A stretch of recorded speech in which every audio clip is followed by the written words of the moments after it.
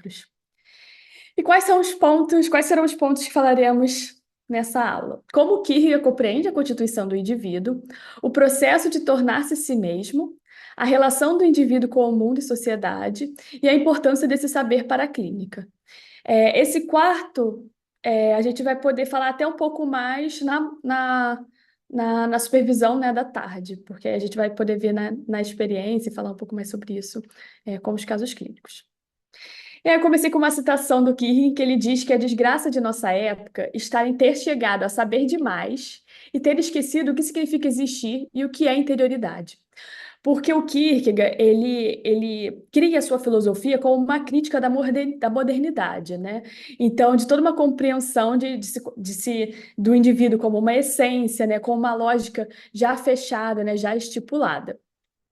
Ele diz que na sua época e até hoje, né, os cientistas se preocupam muito em saber sobre muitas coisas, né, sobre a vida. Só que eles esquecem, o que significa existir e o que é interioridade. Isso que é a maior base, né? Todos os cientistas que procuram respostas objetivas sobre a vida, eles são existentes. Antes, né, deles, enfim, de tudo, deles procurarem conhecer a existência, e tudo mais, eles estão existindo e se relacionando com essa existência. Mas justamente isso que é tão primordial foi esquecido, né? E é esquecido. E claro que hoje em dia a gente retoma mais isso, principalmente com a psicologia, né? Que é uma ciência muito nova, né, para a história aí da filosofia, da ciência. Mas com a psicologia a gente retoma um pouco isso, sobre a importância da gente pensar o que significa existir e o que é a interioridade. E como interioridade, o Kierkegaard, em diversos momentos, ele usa essa palavra de interioridade, e a gente vai entender que interioridade não se refere ao aspecto fechado do indivíduo consigo mesmo, como se fosse uma interioridade psíquica isolada, do mundo ou dos outros, tá? E assim, e aí o Kierkegaard, às vezes, as pessoas falam, né, que o Kierkegaard é difícil de ser estudado, né, de ser lido, porque e muitas vezes o que é mal compreendido pelas pessoas elas não estudarem a totalidade da sua obra. Então, em diversas obras, ele explica o que ele quer dizer por interioridade.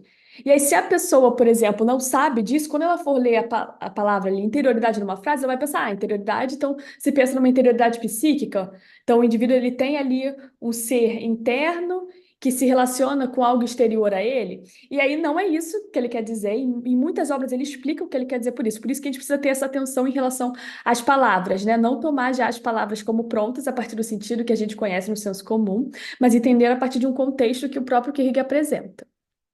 Mas então, o que constitui, né, um indivíduo para a psicologia existencial inspirada em Kierkegaard?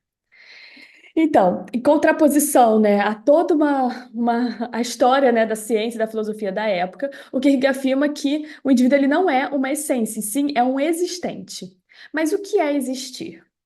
Existir é um modo específico de ser relacionado ao indivíduo cujo sentido nunca está dado a priori.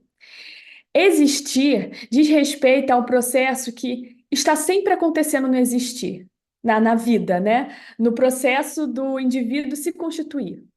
Então, uma essência, dizer que o indivíduo é uma essência é dizer que ele já tem algo pronto, dado, né? Determinado ali.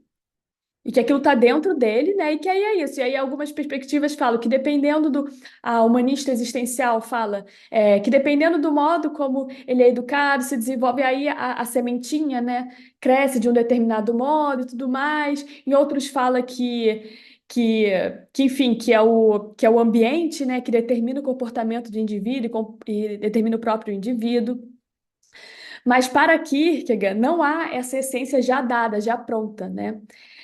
O indivíduo é um existente porque ele está sempre, né, em jogo na sua existência e o sentido da própria existência, o sentido de si mesmo, nunca está dado, nunca é fixo, né? E isso, gente, a gente pode ver de forma até mais simples na nossa vida, né?